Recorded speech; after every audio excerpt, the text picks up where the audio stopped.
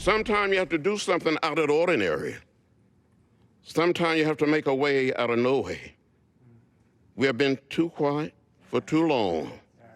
There comes a time when you have to say something, when you have to make a little noise. That's right. When you have to move your feet. This is the time. Now is the time to get in the way. The time to act is now. We will be silent.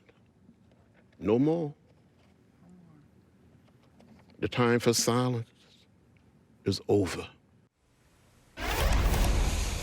I've seen that so many times, and it's amazing every single time. That was 7 years ago. Basil mentioned that moment when Congressman John Lewis, the civil rights icon, who was just 23 years old when he spoke at the March on Washington, led a sit-in on the House floor over Republicans' refusal to hold a vote on, wait for it, gun safety legislation following the mass shooting, the massacre at Pulse nightclub in Orlando, Florida.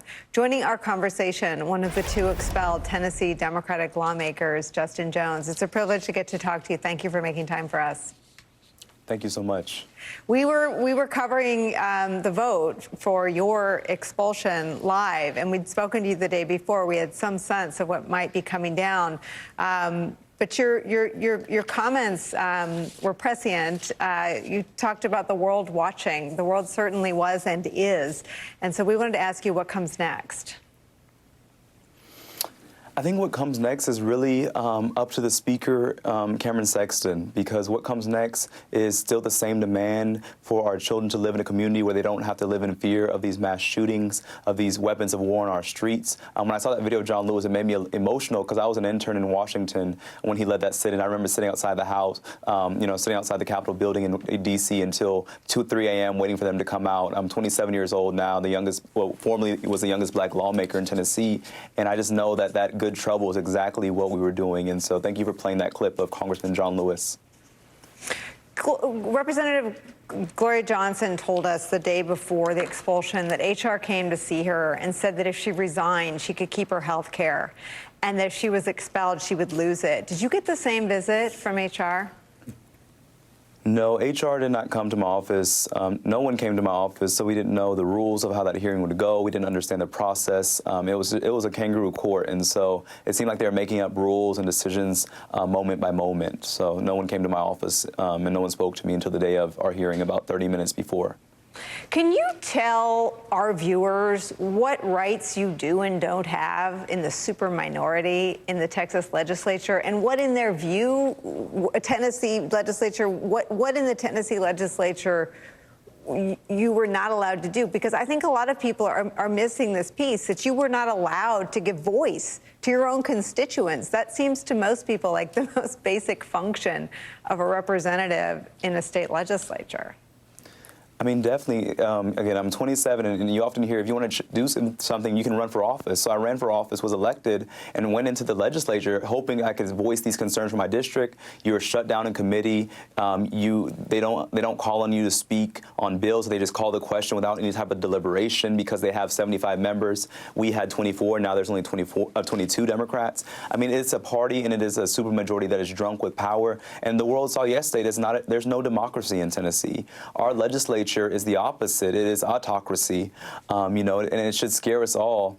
That day, the day of our protest, in fact, that whole week, we tried to talk about the crisis of mass shootings following the massacre at Covenant Elementary School, and rather than let us talk, they shut us down. They turned off our microphones. When I went outside to just go stand in solidarity with the protesters, I came back in and my voting machine was cut off, something that I had never seen on the House floor because the Speaker said you can't go in and out anymore, though that was never a rule enforced. I mean, just the whole process was a mockery of democracy, and it's really scary with yesterday's vote, the precedent that has been set for the nation and other states to follow. What do you think Republicans thought would happen? Do you think they thought you'd go quietly, we wouldn't notice that they expelled and disenfranchised your constituents? I mean, I think a lot of people were shocked about the hearing yesterday and shocked about what they witnessed, but that was actually them tame. I mean, this is the normal type of arrogance of power that we see on full display every time I work in that building, and it's very hard being a young black man to work in a legislature where you have such political hubris and arrogance and condescension. I mean, I think they thought that no one, they had ultimate authority and that no one would challenge them because they're so used to shutting down any voices of opposition. You see, they expelled us. They thought it would be over because it wasn't about us, though. It was about our movement, which is why we are still here, which is why the world is watching. They've, instead of, silencing the movement, they put a spotlight on Tennessee and the shame of our legislature that is so counter to democracy, and that is a symbol for America of our deepest shame, which is trying to bring us back to 1963 instead of 2023.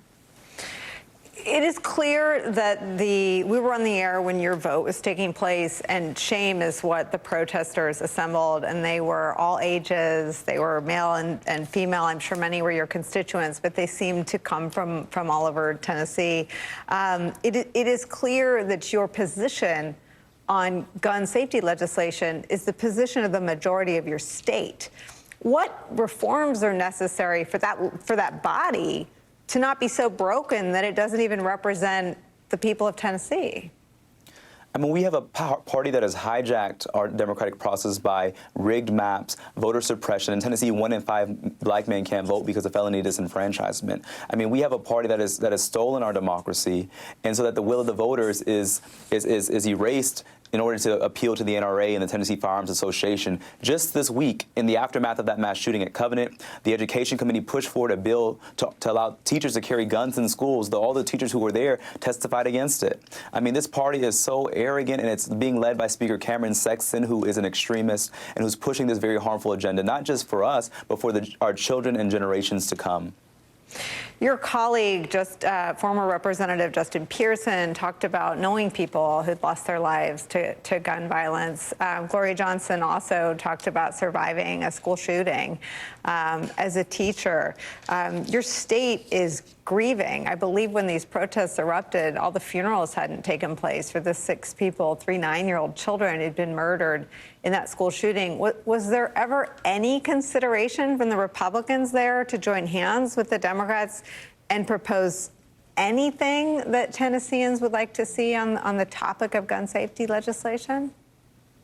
Not at all. Their only proposals were to put our heads into the sand and ignore the issue. They proposed putting more locks on doors, more security, but these are not solutions to weapons of war in our streets. This is a uniquely American problem, and in a state that is so obsessive and that almost worships gun culture. Our governor signed a slew of gun bills in a gun factory. I mean, it's just so... It's so scary, and we should all be alarmed at what's happening in Tennessee. We can't even talk. There's no opportunity to collaborate. The speaker intimidates members and tries to get us to just bow down and back down. And in committee, if you don't, your microphone's cut off. Even before I was expelled, my ID badge was shut off. I was kicked off my committees. I was shut out of the parking garage. I couldn't even park in the legislative parking garage anymore. Just petty things to try and silence voices of dissent. And it's very scary, and the nation saw exactly what we're dealing with in Tennessee. And if it can happen in Tennessee, the warning is that it can happen anywhere in America. So Congresswoman Barbara Lee was on while your vote was taking place, and she became emotional when this vote to actually expel you had happened. Even though you were expecting it, what were your emotions at that moment? I mean, it didn't feel real, to be quite honest. We went through that hour-long hearing, and they asked all these questions, and they got to the vote, and they had the votes. It was completely partisan. That was historic in Tennessee history. And I hugged my colleagues, told them it was a pleasure to work with you all, because I have enjoyed work. My Democratic colleagues, I should say, it was a pleasure to work with them. And I went to go take my nameplate off my desk, packed my bag, and I walked up to the gallery to go wait for my other 2 colleagues to let them know I'm in solidarity with them. But it was surreal, because it's something that if I didn't know what was happening to me, I wouldn't know that we were in America anymore. Yeah, that's what it felt like watching. I saw you go and hug Representative Gloria Johnson, and then I saw the throngs of press waiting for you outside, and we were glad to hear your comments afterward. You started by saying that the speaker still has a lot of control about what happens next, but if the path is cleared legally and procedurally for you to return to the legislature, will you return? Definitely. I mean, there are 78,000 people in District 52, one of the most diverse districts in Tennessee, that don't have a voice right now. And I was elected because I was going to fight for them, and I will continue to fight for them, whether I'm inside or outside the chamber. And so I definitely would come back. The question is if he'll seat me, but that will be another battle, because I believe that this decision yesterday was unconstitutional. I believe that if he tries to refuse to seat me, it would be unconstitutional. But we know that we have a supermajority that yesterday they just burned the state constitution. They do not believe in our constitution, it seems like. They just believe that they have ultimate power and that any voice of opposition must be silenced. And so we'll see what the speaker does. But what I can tell you is that they've lost an entire generation, that all these young people, the thousands who are gathered watching them, they have lost them, and that this party, their power is temporary, that the speaker's time is coming to an end, and that these young people, when they turn out and vote, when they use their power, we will transform this state, and in doing so, transform this nation. Justin Jones, we were transfixed by everything you had to say yesterday, and the way you and Representative Johnson and former Representative Pearson spoke to the public and brought us through exactly what was taking place. So for doing that, for all of us, thank you very much. We'll stay on this, and you always have an invitation to be a part of these conversations. Thank you very much for spending time with us today. I know there are a lot of demands on your time. Thank you. Thank you.